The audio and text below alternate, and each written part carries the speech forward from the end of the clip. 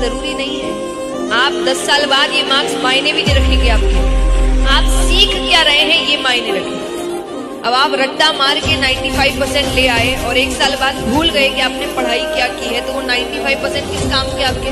कोई काम के हैं। और वही मान लीजिए कि आपने अच्छे से पढ़ाई करी है, सब कुछ सीखा है, रट्टा नहीं मारा है, इसलिए मार्क्स उतने नहीं आए, लेकिन ज्ञान आपको पूरा मिला है। तो क्या वो ज्ञान आगे आपके काम आएगा? वही आपको अच्छा इंसान बनाएगा, वही आपको सक्सेसफुल बनाएगा? नहीं करना। मार्क्स पर ध्यान देने की बजाय सीख क्या रहे हो उस पर ध्यान। चिंता क्या है? फॉर एग्जाम्पल एक बहुत ही सिंपल तरीके से कि बच्चे का कल एग्जाम है, ग्रेट, अभी उसको पढ़ना चाहिए पर वो सोच रहा है पेपर कैसा आएगा, मेरे पास कौन बैठेगा, मेरा एग्जाम अच्छा नहीं गया तो, पेपर टफ आया तो, मैं फेल हो गया तो, ये चिंता है। अच्छा, जबकि तुम्हारा इस समय काम है सिर्फ पढ़ाई करना। क्या होगा नहीं होगा मायने नहीं रखता। इसका मतलब ये नहीं, वो ये नहीं सोच रहा कि मुझे पास नहीं होना है जी, ऑब्वियसली पास होना है, पढ़ी पास होने के लिए रहा है जी, वरना पढ़ी क्यों रहा है? बल्कि चिंता मत कर जी, क्योंकि वो तेरे हाथ। तो भगवान के मेरे पिता ने मुझे एक बात सिखाई, हमें विरासत से 2 चीजें मिली, मैं आपको बताता हूँ। पहला, पापा ने बोला मेहनत करना बेटा, जो भी काम करना मेहनत करना, क्योंकि इंसान की इज्जत नहीं होती, उसके काम की इज्जत होती है, तो मेहनत बहुत करना। Right, he told me this. The second thing he taught me that remain honest, ईमानदार रहना, 2 रुपए कमाना ईमानदारी से कमाना, बेईमान मत बनो। सो बी ऑनेस्ट, जो भी काम करना 100% करना, वरना मत करना। और मेरी माँ ने मुझे सिखाया रिमेंबर गॉड, ईश्वर को याद करते रहना।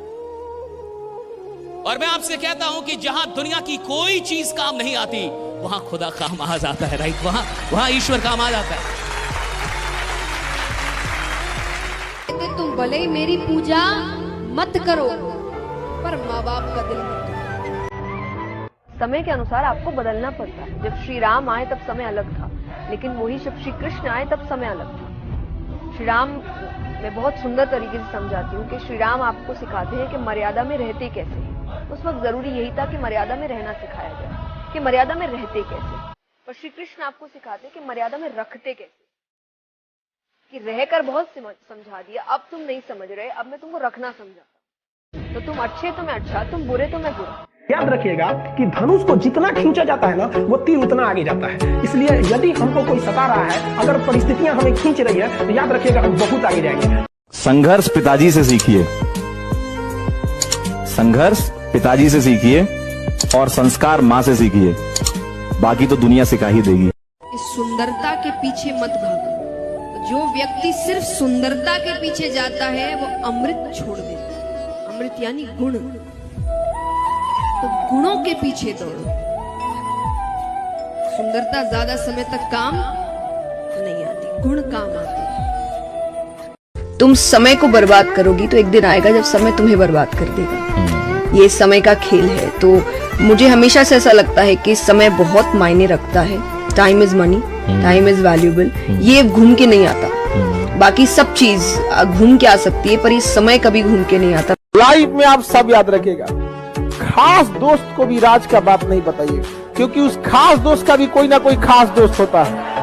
उगते सूरज को सब सलाम करते हैं, और इसका कारण है कि जब सूरज उगता है तो वो रोशनी बिखेरता है। जब तक आप दुनिया में कुछ कंट्रीब्यूट नहीं करेंगे, दुनिया आपको सलाम नहीं करेगी। अगर आपको राजा बनने का शौक है तो गुलाम की तरह मेहनत करना सीखिए, तब राजा बनेंगे।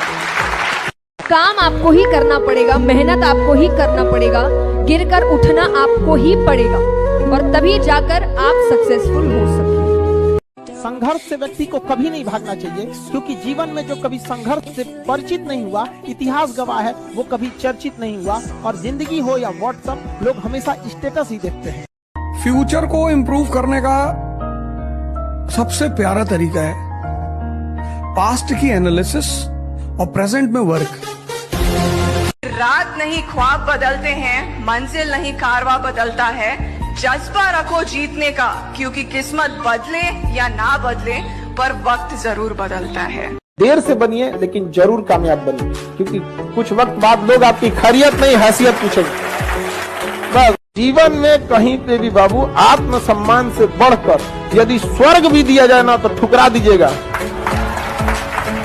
हमारी बात मानो, 4 बजे उठ करके शौच स्नान करके यदि 20 मिनट व्यायाम करोगे रोज, तो आप देखोगे वरदान की तरह काम करेगा। सफल होना मुश्किल नहीं है, बहुत लोग हो जाते हैं, सफल रहना मुश्किल है।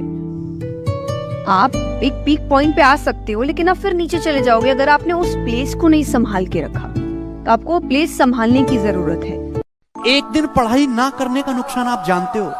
आप जिस एग्जाम की तैयारी कर रहे हो उसमें आप ही जैसे, आप ही की जितनी काबिलियत वाले लाखों स्टूडेंट तैयारी कर रहे हैं। एक ना दिन जो है पढ़ाई करने का मतलब यह है कि हजारों स्टूडेंट आपसे आगे निकल गए। जो डेली बढ़ेगा एक भी बिना दिन ब्रेक किए हुए, क्योंकि जो कंसिस्टेंसी के साथ पढ़ाई करेगा, डेली के डेली पढ़ाई करेगा, वही सिलेक्शन का स्वाद चखेगा और वही आखिरी इंस्पेक्टर बनेगा।